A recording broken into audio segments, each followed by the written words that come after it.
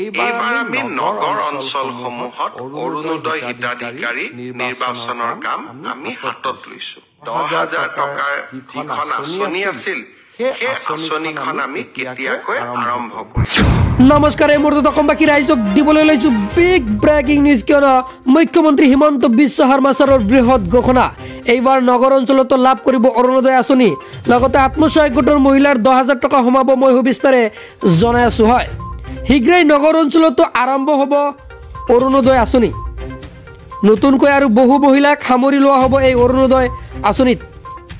গাঁও অঞ্চলৰ পিছত নগৰ অঞ্চলতো আৰম্ভ হ'ব অৰুণোদয় আঁচনি। মুখ্যমন্ত্ৰীৰ উদ্যমিতা আঁচনিক লৈ বৃহৎ ঘোষণা। লাখপতি বাইদেউক লৈ আহি পৰিছে ভাল খবৰ। ফেব্ৰুৱাৰীতে লাখ লাখ মহিলাৰ একাউণ্টত সোমাব প্ৰথম কিস্তিৰ ধন। প্ৰায় 28ৰ পৰা 29 লাখ মহিলাই লাভ কৰিব আঁচনিৰ প্ৰাৰম্ভিক সুবিধা। ইতিমধ্যে 32 লাখ মহিলাক এই আঁচনিৰ বাবে নিৰ্বাচিত কৰা হৈছে। জিলা সমিতিসমূহে বাছনিভুক্ত মহিলাৰ চূড়ান্ত ৰূপ দিব। ফেচবুক লাইভ কৰি মুখ্যমন্ত্ৰীয়ে কৰিলে ঘোষণা। হয়, মই সুবিস্তাৰে লাইভটো জনাই আছো, আপুনি চাই লওক। পৰ্যায়ৰ কাম হৈ যোৱাৰ পিছত এইবাৰ আমি নগৰ অঞ্চলসমূহত অৰুণোদয় হিতাধিকাৰী নিৰ্বাচনৰ কাম আমি হাতত লৈছো।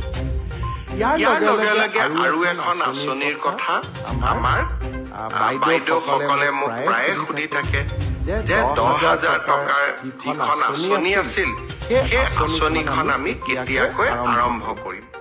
ইতিমধ্যে সেই আঁচনিখনৰো প্ৰথম হিতাধিকাৰীৰ প্ৰথম তালিকাখন জিলা পৰ্যায়ত এই আঁচনিখনৰ হিতাধিকাৰীসকলক চূড়ান্তভাৱে নিৰ্বাচনৰ প্ৰক্ৰিয়া আমি ফেব্ৰুৱাৰী মাহত আৰম্ভ কৰিম। ইতিমধ্যে 32 লাখ আই মাতৃক এই আঁচনিখনৰ বাবে আমি প্ৰাৰম্ভিকভাৱে নিৰ্বাচিত কৰিছো আৰু জিলা সমিতিসমূহে এই আঁচনিখনৰ চূড়ান্ত ৰূপ দিব। কম বেছি পৰিমাণে মই আশা কৰো যে প্ৰায় 28ৰ পৰা 29 লাখ মাতৃক আমি এই আঁচনিখনৰ সুবিধা দিব পাৰিম।